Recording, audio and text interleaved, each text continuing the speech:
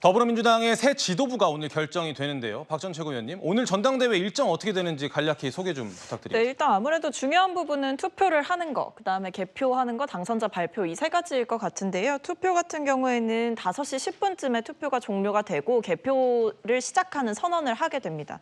그렇게 하고 나서 식순상에 보면 한 6시 14분에서 6시 24분 사이에 이제 당선자를 발표하는, 그러니까 누가 최고위원이 되고 누가 당대표를 되는지 그 부분에 대해서 한 6시 15분경쯤 발표가 된다라고 보시면 되겠고요. 예.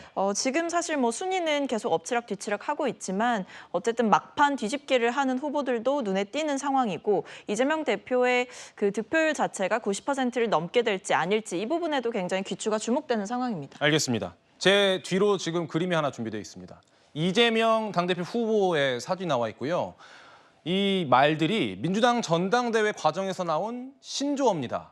뭐 다 아시는 분들도 계시겠지만요. 어대명, 어차피 대표는 이재명, 확대명, 확실히 대표는 이재명, 또 대명, 또 대표는 이재명. 근데 이제 9대명까지 나왔습니다. 저랑 같은 집안 사람이 아니고 구씨가 아니고 90% 지지율을 받는 대표 이재명 이런 뜻이라고 합니다. 구장차장님. 네. 지금까지 우리나라 정치 역사 속에서 90% 넘는 지지율 받는 대표가 있긴 있었겠죠. 누군지 잘 기억이 안 나는데. 대표는 저도 기억이 안 나고요. 대통령은 옛날에 있었습니다. 체육관에서 선거로 투표할 때는 90% 넘는 압도적인 지지율로 이제 대통령이 된 적이 있는데 그때는 직접 선거가 아니라 간접 선거였기 때문에 가능했던 것이고요. 이번 민주당 대표가 90% 넘는 압도적인 지지율을 기록한다라면 물론 군소정당이긴 합니다만 조국혁신당의 조국 대표는 99.9%로 답표됐거든요. 예. 말 그대로 당명에 조국이 들어가 있기 때문에 조국 한 사람 중심으로 창당한 당이다. 그래서 그럴 수 있다. 이렇게 이해할 수 있지만 민주당의 경우에는 역사와 전통을 가진 정당인데 그 정당에서 한 사람에게 이렇게 압도적인 투표를 몰아주는 이것은 어떤 이유가 있을까? 이거에 대한 이 다양한 당 안팎의 해석이 나올 것으로 예상이 됩니다. 예. 박 전 최고위원님, 예전에 김대중 총재 시절에는 90% 넘는 지지율 있지 않았나요?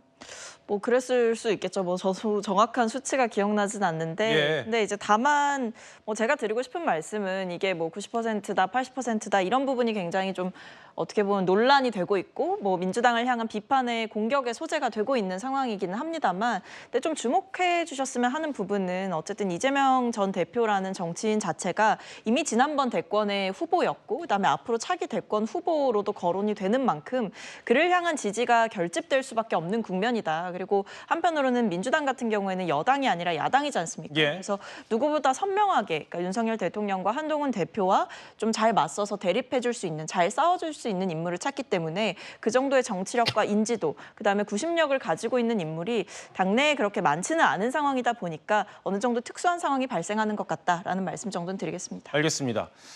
김 전 부대변인께서 예상하시기에는 이재명 후보가 오늘 당대표에 선출이 되고 나서 가장 처음 내놓을 메시지가 뭐라고 생각하세요? 저는 영수회담하고요. 그다음에 제3자 특검 관련해가지고 분이 자락을 깔았기 때문에 현안에 대해서? 네, 두 가지를 통해서 대통령과 동시에 한동훈 대표에 대한 압박 그리고 그게 아무래도 많은 사람들이 회자되고 관심 있는 지점이기 때문에 본인이 이길 수 있는 어떤 이슈를 가지고 공개적으로 기자회견을 통해서 당연히 기자들이 질문을 할 테니까 그런 얘기를 하지 않을까 싶습니다. 그리고 손 드셨는데요. 예. 저는 좀 다르게 생각을 합니다. 그러니까 물론 뭐 제가 이재명 대표 측하고 사전 교감을 한 건 아닙니다만 이재명 대표는 대표 시즌 1과 대표 시즌 2가 굉장히 다를 수밖에 없습니다. 처음 당대표가 될 때는 대선 패배에도 불구하고 내가 당대표가 돼야 강력한 야당을 이끌 수 있다 이렇게 얘기를 했다라면 이번 당대표의 경우에는 그냥 당대표가 아니라 거대 야당 당대표고 대선을 3년 앞두고 2년 임기의 당대표가 되기 때문에 첫 일성은 당내 통합, 당내 화합.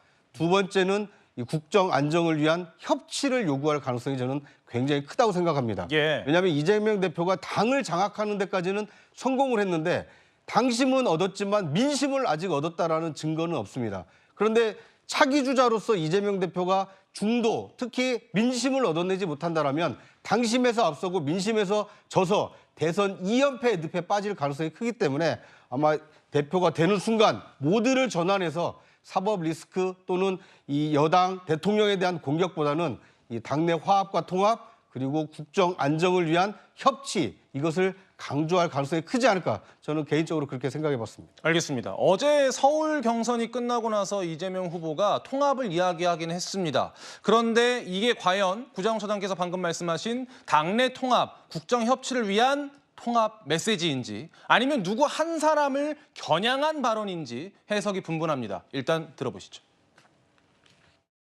이 작은 차이를 가지고 서로 갈등하고 싸울 시간이 없습니다. 우리 안에 아무리 차이가 큰들 우리가 싸워 이겨야 될 그 상대와의 격차만큼 크겠습니까, 여러분? 경쟁을 하다 보면 오해도 발생하고 또 섭섭한 마음도 생길 수 있기 때문에 이 전당대회가 끝나면 다시 또 하나로 잘 합쳐질 것입니다.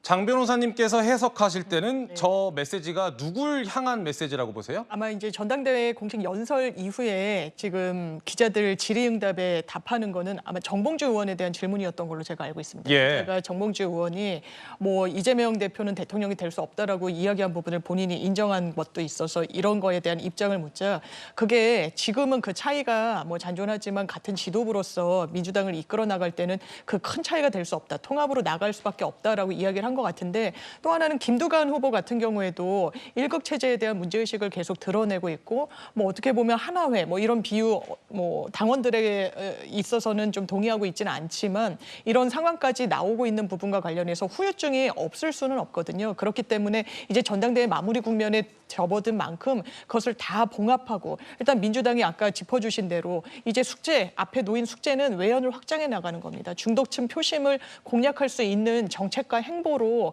이제 국민들 마음에 가 닿을 수밖에 없는 그런 숙제를 잘 해나가자는 또 일성을 보인 것으로 생각합니다. 알겠습니다.